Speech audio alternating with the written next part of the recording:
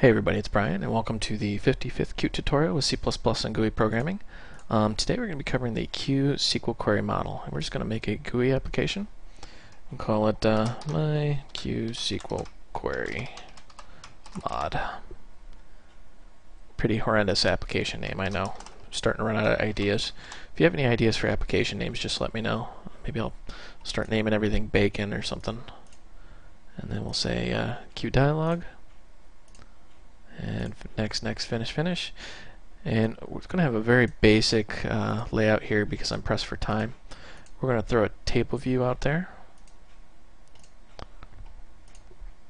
And first thing we need to do is update our project file, give it a reference to SQL. And notice how it'll rescan your project over here once you do that. Alright, now we have to add in our includes. We'll say include. And I've gotten quite a bit of flack for doing this, and I apologize. It's just much faster. We will say QSql. Oops, forgot the T in there. That's why it's not coming up.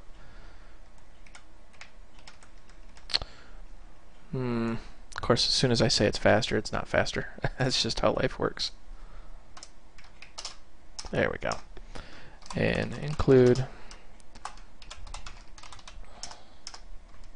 Alright, got our includes in there. Now what we need to do is we need to set up our model. So say QSqlQueryModel right there. And we're just going to call it model. And if you've been following along in my other tutorials with the model view architecture, this is nothing new. The only thing you're doing is you're creating a QSqlQueryModel. So the underlying data source instead of our file system or custom data is going to be the SQL database. So let's just jump right into dialog CPP here. And we're going to set up our database connection. And we'll say, actually we should back up here and actually throw it over here in our header. And we'll say QSQL database. Whoops.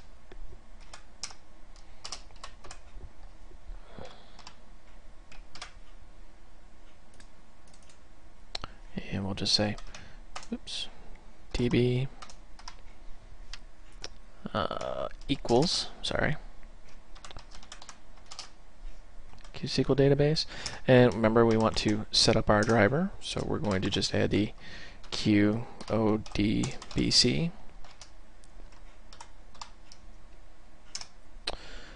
And then we want to set the host name.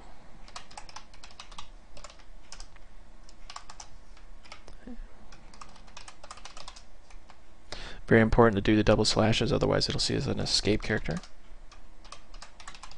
And I'm using SQL Express, but you can use whatever database system you want.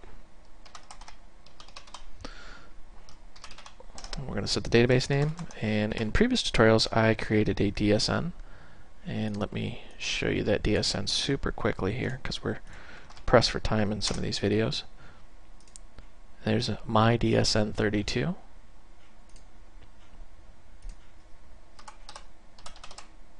If you have no idea what a DSN is or what I just showed you, please go back and watch my other tutorials. I cover that pretty in-depthly. Alright. Now, what we need to do is set the query. But first thing we got to do is open the actual database. So we're going to say db.open.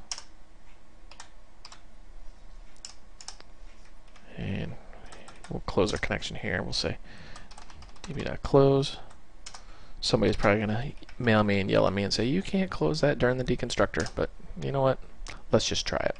So let's compile and run, and let's just make sure there aren't any horrendous bugs in our application here. Alright, so our application starts. There's no major meltdowns going on. Let's continue. So the first thing we need to do is set our model. So we'll say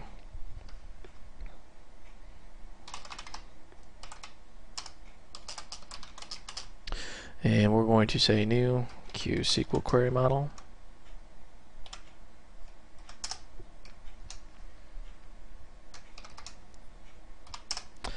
And then we want to set the query. So we'll say model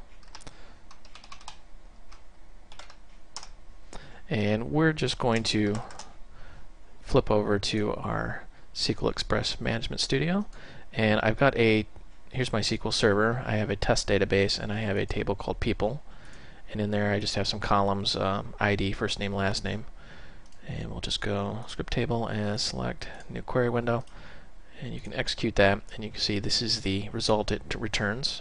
Bob, Hope, Will Smith, and my daughter Heather Cairns, who is now famous forever evermore. And we'll just format this string and select this, and that is our query string, and that is how it populates the data. The data will not be in there until you do a set query. So then we'll say UI table view, and we'll say set model, and we're going to give it the model. Save and run, and with any luck this will build correctly, and there's our data. That is how you do a QSQL database in a model view architecture using the QSqlQueryModel. Now you should note that this is not editable. You cannot edit this at all. What we will be covering in the next few ones are how to edit this data, and it will automatically persist it back into the database for you. So this is Brian. Thank you for watching. I hope you found this video educational and entertaining.